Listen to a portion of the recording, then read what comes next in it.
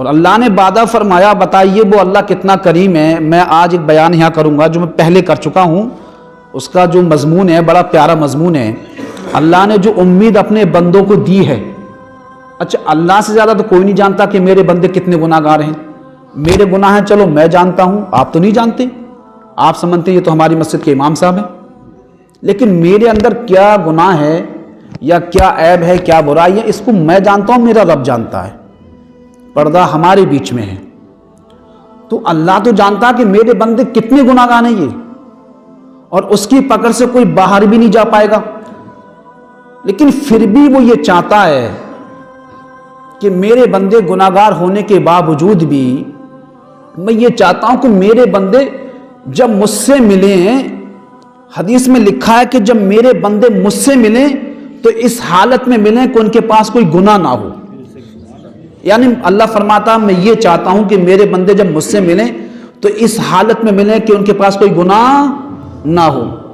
اب دیکھیں اللہ ارشاد فرماتا ہے سورہ نساء کے اندر، اللہ ارشاد فرماتا ہے یا ایھا الذین آمنوا لا تتخذوا الکافرین اولیاء من دون المؤمنین اتریدون ان تجعلوا للہ علیکم سلطانا مبینا۔ اے ایمان والو، کافروں کو اپنا دوست مت بناؤ مومنوں کے علاوہ۔ کیا تم یہ چاہتے ہو کہ سری حجت قائم کر لو اللہ کے لیے؟ میں یہاں رہتا ہوں ماشاءاللہ، بڑی خوشی ہوتی ہے کہ اتنا یہاں لوگ بیٹھتے ہیں سننے کے لیے۔ کتنی جگہ ایسی ہوتی ہیں کہ لوگ رمضان میں بھی 1-2 صف ہو پاتی ہیں، کتنی جگہ ایسی ہیں کہ رمضان میں 1-2 صف ہو پاتی ہیں، اس سے زیادہ نہیں ہو پاتی ہیں، لیکن ماشاءاللہ آپ لوگ سارے یہاں بیٹھتے ہو سننے کے لیے، بہت اچھا لگتا ہے، کیونکہ قرآن کا جو درس ہے نا یہ بڑی لاجواب چیز ہے۔ میں آپ کو بتا دوں بہت لاجواب چیز ہے۔ لکھا ہے کہ کسی بندے کی دعا قبول نہیں ہوتی ہے، پریشان ہے بیچارہ دعا کر کر کے، درگاہوں پہ بھی گیا تو 2 چیز فقہاء نے بیان فرمائی، ایک تو جہاں پر قرآن کا درس ہوتا ہو بندہ وہاں بیٹھ جائے جا کے اور دعا مانگ لے، اللہ تعالیٰ قبول فرما لے گا۔ اور ختم بخاری جس مدرسے میں ہوتی ہو، یعنی جب بندہ عالم فاضل بنتا ہے تو ختم بخاری ہوتی ہے تو بندہ وہاں جا کے بیٹھے، اب وہ دل کے ساتھ دعا مانگے اللہ تعالیٰ قبول فرما لے گا۔ تو یہ بڑی عظمت کی چیز ہے جو اللہ نے ہمیں عطا فرمائی ہے۔ تو اللہ نے فرمایا کہ اے ایمان والو، کافروں کو اپنا دوست مت بناؤ مومنوں کے علاوہ۔ مومن تمہارے ہیں، اگرچہ دل برائی تمہاری آپس میں ہے، کسی میٹر کو لے کے کسی پریشانی کو لے کے ہے، لیکن مومن تمہارے بھائی ہی رہیں گے قیامت تک، اور قیامت کے بعد بھی یہ تمہارے رہیں گے۔ اللہ نے فرمایا ان المنافقین فی الدرک الاسفل من النار، بے شک منافق دوزخ کے سب سے نچلے طبقے میں ہیں۔ ہمیشہ یاد رکھ لیں، دیکھیں حق بولنے والا انسان، اسے اللہ 2 چیز عطا فرماتا ہے۔ آپ یہ کان کھول کے سن لیں، جو بندہ حق بولنے والا ہوتا ہے اللہ اسے 2 چیز عطا فرماتا ہے۔ ایک تو یہ پریشانی تو آتی ہے اس کے سامنے، لیکن پریشانی ختم ہو جاتی ہے۔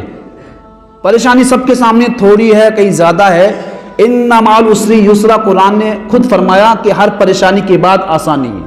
دیکھیں آپ تو جو بندہ حق بولتا ہے نا، کچھ دیر کے لیے پریشانی تو آتی ہے لیکن پریشانی ختم ہو جاتی ہے۔ دوسری چیز یہ کہ اللہ اسے ایسا سکون عطا فرماتا ہے جو کسی بندے کو میسر نہیں ہوتا، کسی بندے کو میسر نہیں ہوتا۔ تو یہ قرآن اتنی بڑی نعمت ہے۔ اب اللہ نے فرمایا، اللہ فرماتا ہے، دیکھیں آپ وَلَن تَجِدَ لَهُمْ نَصِيرًا، قیامت کے دن ان کا کوئی بھی مددگار، کس کا؟ منافق کا۔ بولو کس کا ہوگا؟ منافق۔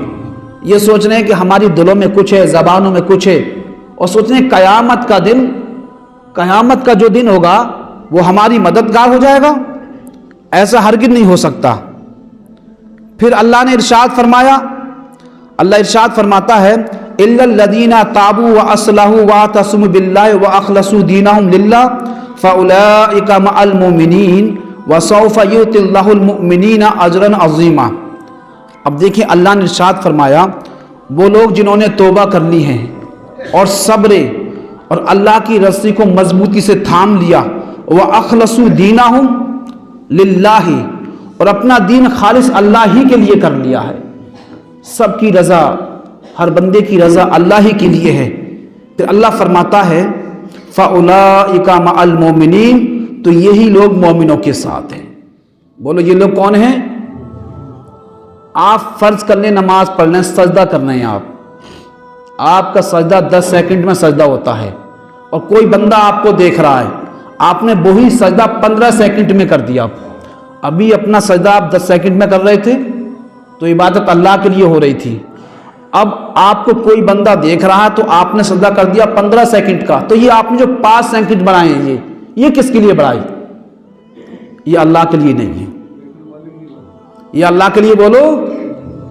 ابھی تک آپ کی جو نماز کنٹینیو چل رہی تھی, یا سجدہ یا رکوع یا قیام, میں بہت اسپیشل بات آپ کو بتا رہا ہوں جو قرآن نے فرمایا کہ اپنا دین صرف اللہ ہی کے لیے کر لو, خالص اس کی رضا کے لیے. 10 سیکنڈ کا سجدہ ہے آپ کا.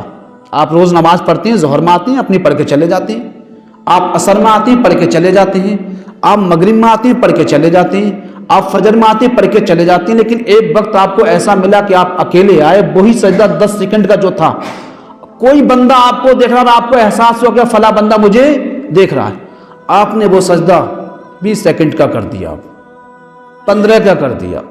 تو 10 کے بعد جو 15 سیکنڈ آپ نے بڑھائیں یہ کس کے لیے؟ یہ اللہ کے لیے نہیں ہے. اب سجدہ یہ دین اللہ کے لیے. اس شرک سے بچو, اس ریاکاری سے بچو, اس دکھاوے سے بچو. آپ مجھے جو بتانا یہی بتانا ہے. وَأَخْلَصُوا دِينَهُمْ لِلَّهِ, اور خالص اپنا دین اللہ ہی کے لیے کرو. فَأُولَئِكَ مَعَ الْمُؤْمِنِينَ, تو یہ مومنوں کے ساتھ ہیں. وَسَوْفَ يُؤْتِ اللَّهُ الْمُؤْمِنِينَ أَجْرًا عَظِيمًا, اور ان قریب اللہ تعالیٰ پھر مومنوں کو بڑا اجر عطا فرمائے گا, بڑا ثواب. اور دیکھیں اللہ کی طرف سے پیغام آیا یہ ایک, مَا يَفْعَلُ اللَّهُ بِعَذَابِكُمْ إِن شَكَرْتُمْ وَآمَنْتُمْ. اللہ کیا کرے گا ہمیں عذاب دے کے؟ اللہ تمہیں عذاب دے کے کیا کرے گا؟ اللہ نے جنت کس لیے بنائی؟ ایمان والوں کے لیے. بھئی جنت میں اگر فرض کر لو کوئی بندہ نہیں جائے تب بھی اس کا کوئی نہیں بگڑ سکتا, اور آدم سے لے کے قیامت تک سارے بندے جنت میں چلے جائیں تب بھی کوئی کچھ نہیں کر سکتا. تو اللہ نے فرمایا کہ میں کیا کروں گا تمہیں عذاب دے کے. وَكَانَ اللَّهُ شَاكِرًا عَلِيمًا, اور اللہ بہترین صلہ دینے والا ہے. کب؟ ارے تم ایمان لے آؤ, اس کے شکر گزار بندے بن جاؤ, طبعی نمازی مت بنو.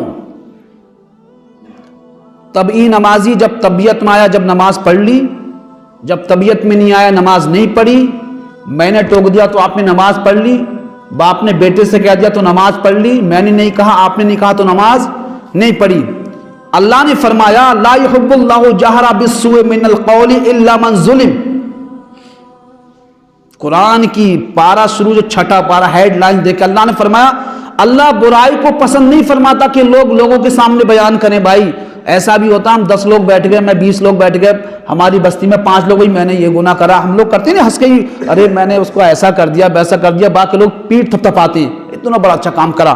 اللہ نے فرمایا کہ اللہ پسند نہیں فرماتا کہ تم گناہوں کو ظاہر کرو لوگوں کے سامنے. کیوں؟ کیونکہ اللہ نے تو خود فرمایا کہ ابوں کو چھپا لو, کہ جس دن میں ظاہر کرنے پا جاؤں گا نا تو کوئی چھپا نہیں پائے گا. پھر فرمایا الا من ظلم, ہاں اللہ نے کیا فرمایا, لیکن ہاں جس کے ساتھ ظلم کیا جائے, جس پہ ظلم کیا جائے.